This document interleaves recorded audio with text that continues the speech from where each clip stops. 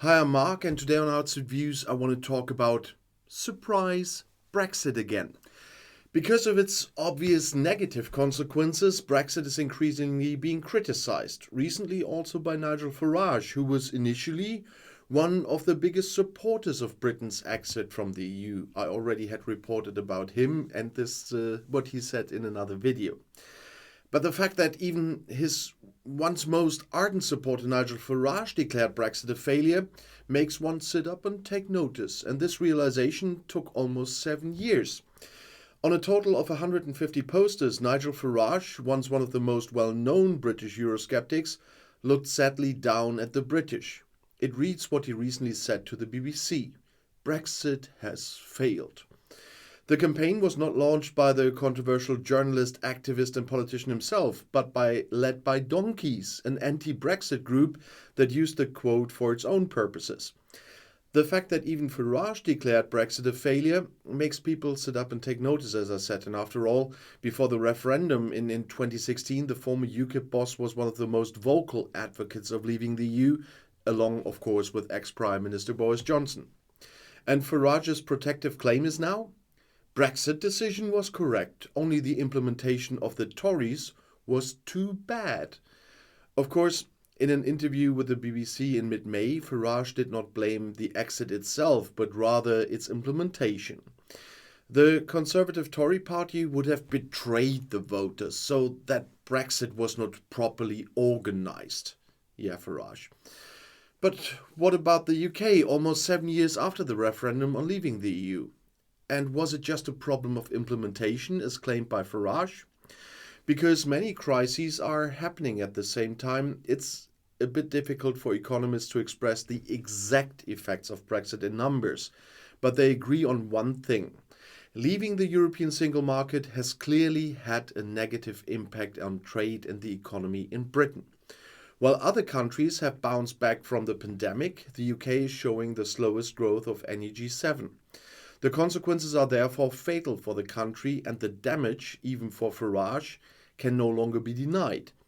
The situation is actually made worse by the Conservative Tory government, which has not yet found a clear course since leaving the EU. The deeply divided party could not agree on how to deal with the new freedom.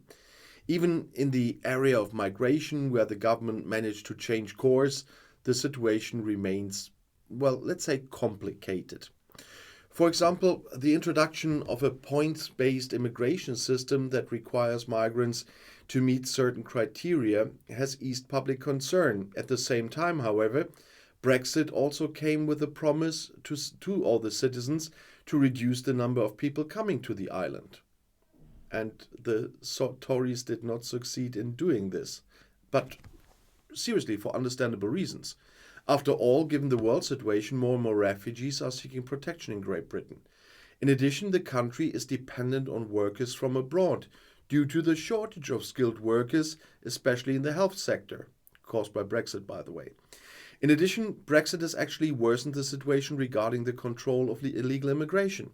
Because while the UK government could once ask other EU member states to take back refugees if they had traveled through their safe countries en route to the UK, that is now a thing of the past. In order to get the situation under control, the country must now negotiate bilateral agreements and also relies on deterrence. The most recent example of this trend, which has gained momentum since Brexit thanks to the influence of right-wing hardliners within the party, is the illegal migration bill. This draft law stipulates that migrants who came to the island with the help of traffickers in small boats across the English Channel should be interned in camps and then flown out to supposedly safe countries like Rwanda as quickly as possible. Not only is the proposal impractical, it also goes against international norms, damaging Britain's reputation on the world stage. However, fewer and fewer Britons believe the argument that it would simply take time for the benefits of Brexit to become apparent. According to a survey by the opinion research institute YouGov, 56% are currently convinced that leaving the European Union was a mistake. And Nigel Farage once described Brexit as a lifeboat and the EU as a Titanic. Now, however, the British are even more in search of rescue than anyone from the Titanic. But now we have Brexit, and there will be consequences for a long time to come. Above all the agreements that already exist must first be implemented on both sides. But in any event, the EU continues to implement, for example, the Windsor Framework, on which the Commission and the UK government reached a political agreement on February 27th to finally address the challenges facing Northern Ireland following the UK's withdrawal from the EU and to master them. The Council adopted 3 regulations to implement common solutions agreed with the UK in the areas of public health, animal and plant health, pharmaceuticals and certain steel products, and they did that last week. The new rules will make the movement of goods from the UK to Northern Ireland much easier if those goods are destined for final consumption there. At the same time, safeguards are put in place to prevent such goods from entering the EU internal market and to ensure the protection of public, animal and plant health and, of course, consumer interests in the EU. The European Council and the European Parliament have agreed on 3 regulations by means of an accelerated procedure. Once agreed, sanitary and phytosanitary public, animal and plant health protection measures are in place. They will allow certain retail agricultural commodities intended for final consumption to be shipped from the UK to Northern Ireland with minimal certification requirements and checks. These safeguards include sanitary and phytosanitary inspection facilities and the Not For EU label, which will be phased in by July 1st and 25.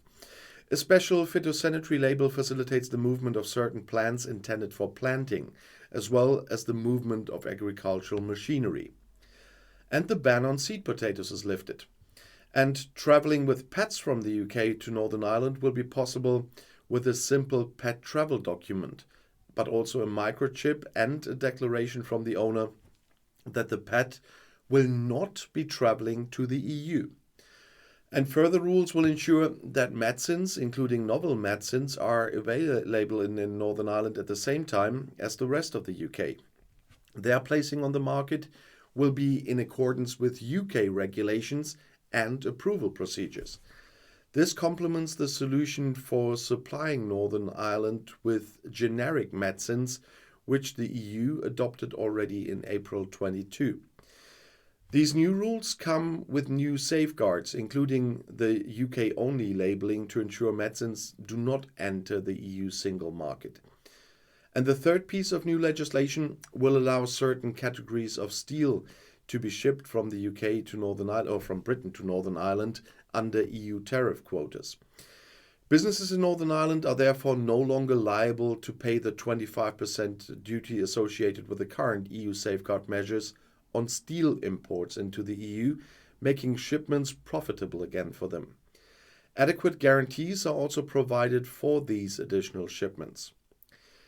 Those 3 regulations will come into force after their publication in the official journal. They are complemented by a series of implementing acts adopted by the European Commission. As regards sanitary and phytosanitary measures and pharmaceuticals, the new rules will be phased in once the EU has received adequate written guarantees from the UK on the implementation of the agreed safeguards. That was always a problem in the past. And the EU is delivering on its promise to implement the agreed common solutions. They aim to respond to the everyday needs of people and businesses in Northern Ireland, which the EU has always understood. And it is important to continue working to fully implement the solutions and ensure the protection of the EU internal market. But that is why both sides need to implement all the agreements that already have been negotiated. And there was really a lack of implementation on the UK side in many parts. And that's why I added it into this Brexit video, what the EU decided last week. So they are doing their job. They want the best for the people of Northern Ireland and of Ireland because they know what's at stake here.